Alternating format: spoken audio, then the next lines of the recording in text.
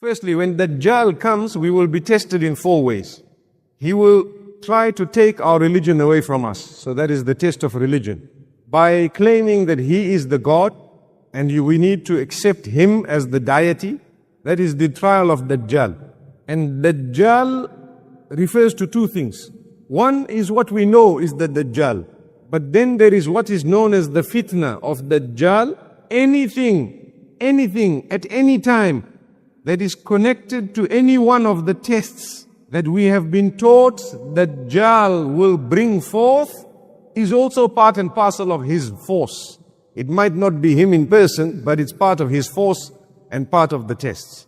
So anyone trying to take your religion away from you is a Dajjal.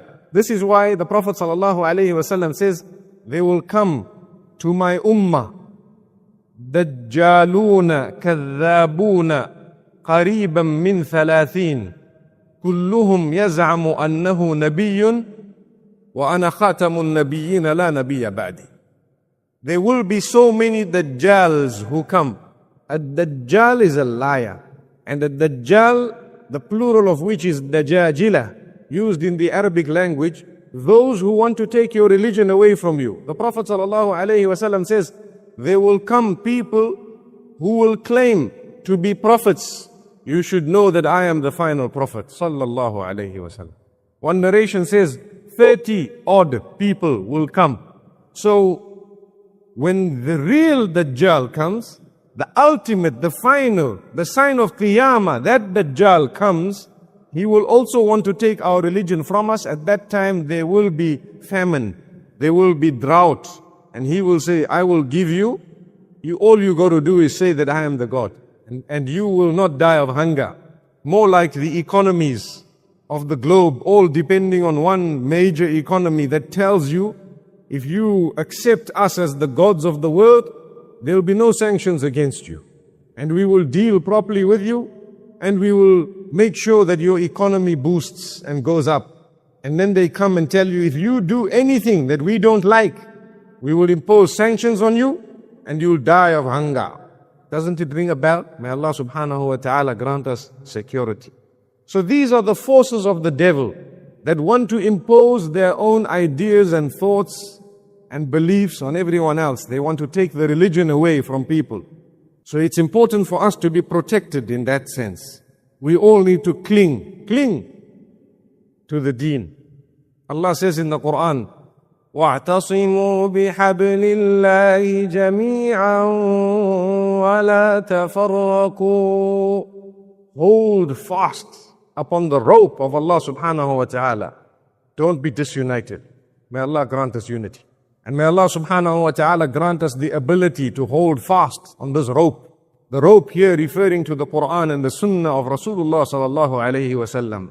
So, the first test we made mention of that Dajjal will be coming with is the test of religion. He will want us to disbelieve in Allah and believe in Him. And the hadith says, for anyone who has believed in Allah, as soon as they look at him, they will see on his forehead the letters Ka, Fa and Ra, depicting that this one is actually a kafir. The second test Dajjal will come about with, we touched on it just now, the test of wealth, where people will be poor, people will be suffering, there will be famine, there will be drought, but he will have control over what? He will have control over the water on the globe, and he will have control over irrigation. So you believe I'm a God? I make you rich. I will allow water to get to your land. When it gets to your land, you will be able to irrigate, and then the produce will grow. So you believe in me as a God, and you have produce. So that is a test of wealth. The third test he will come with is the test of knowledge. Test of knowledge in that what is right will be considered wrong and it will be believed. Secondly, those who are upright and knowledgeable will be considered ignorant, and those who are ignorant will be considered the most knowledgeable. To the degree that all those with knowledge will be fought and eradicated, until there will be nobody with knowledge left on the earth except those who are ignorant considered to be extremely knowledgeable, and people will follow them. That is also in the hadith of the Prophet ﷺ, how knowledge will be taken away. It will be taken away by the death of the scholars. And when the scholars have gone, people will start considering those who have no knowledge as knowledgeable. And when that happens, and these people start issuing rulings, they will be misguided and they will misguide others. And the helm, the height of it will be when the Dajjal comes. What is wrong will be believed as being correct. Take a look at the power of the media today. The media has the capacity and already has worked in that direction of making us hate our brothers in the Middle East solely because we believe they're crooks and we believe they're this, and yet we don't realize the source of the story is someone who's just playing with our minds. Firstly, when the Quran says if a believer who is sinful comes to you with news of someone else, make sure you authenticate it firsthand before you believe it.